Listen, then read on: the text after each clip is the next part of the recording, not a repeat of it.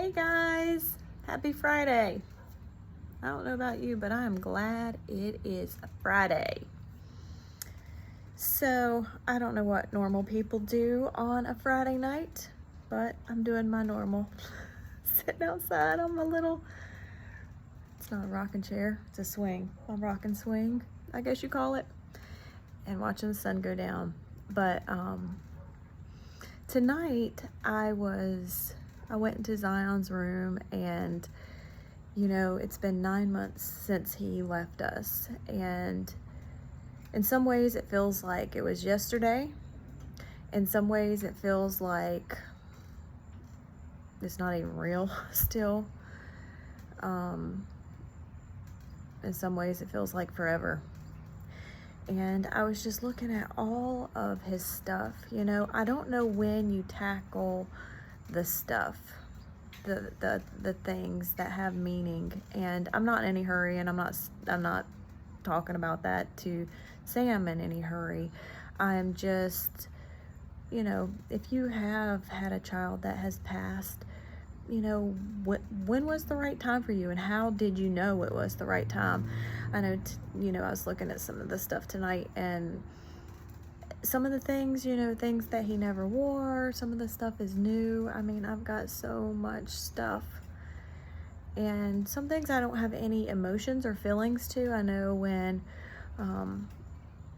he first passed away, I know all the diapers and stuff that people had given me. I had a friend that didn't have a baby shower, and she had a baby, and when we were in the NICU, we went down and was able to see her baby there when she was on the 7th floor. And I just, she's not one that would ever ask for anything. And so, I got together the diapers that were given to me at a baby shower, and took them to her house, because I know she's one that works and she never would ask for anything. But I wanted to bless her with that, because I know how expensive diapers are, especially when you work and you got 2 kids in daycare and all of that kind of stuff. And she was so appreciative. But things, we hold on to things so much. Like, to me, things have never had a whole lot of meaning.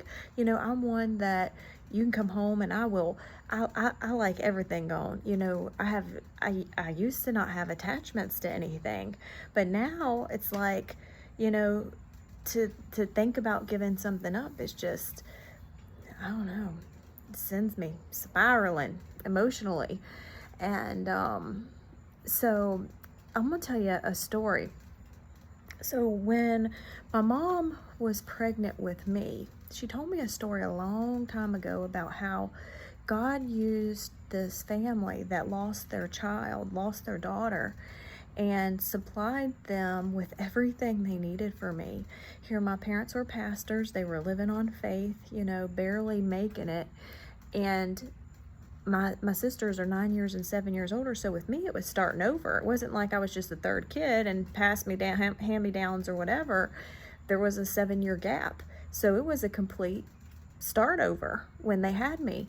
And so they needed stuff, and Mom and Dad didn't know how the stuff would come, and it came through a family that their child was in the hospital, and my dad was visiting with them. He wasn't even their pastor, but he visited them.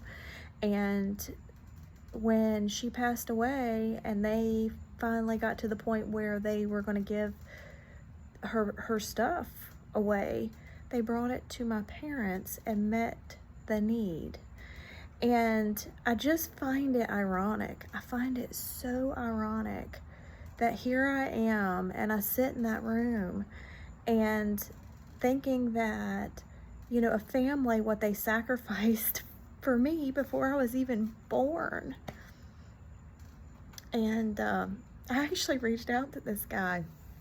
His name is Johnny. I don't know if he wants me to share his last name, but I said one day, I'm gonna call him. I want to know the story. I just want to know, and I want to know how he got to the point to where he could part with that stuff. And I want to know about his daughter. I want to know about her. And I called. I actually sent him a message on Facebook. Didn't know if he would get it, and said, hey, I just want to talk to you. I'm Bob and Debbie's daughter, and I was the one that got the stuff. And so when my mom found out, well, when I told her that I was reaching out, she says, let me tell you something else. This is something we have never told anybody. She said the hospital needed a $500 deductible, and before they would even schedule me to have you, and we didn't know how we were going to come up with that money, and God used them, and that's how we were able to even have you.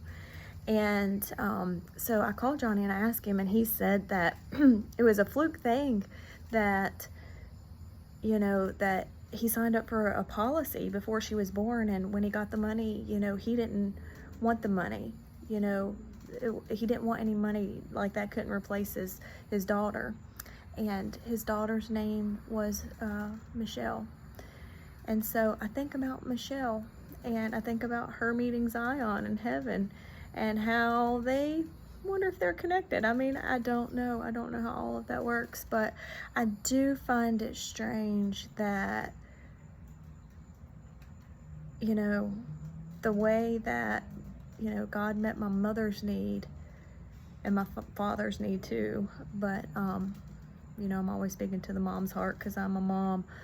But you know how God used Johnny and his wife and their tragedy to meet a need for my parents, for them to be able to have me, and now here I am with all this stuff, and I'm like, I can't just sit on it. I want to find the right people to bless with it. You know, I'm one that would pray. I pray about everything. And I sat in his room tonight, and you know, it's been 9 months without him, and I just asked God to help me to know what to do with that. So I'm just curious, you know, for those that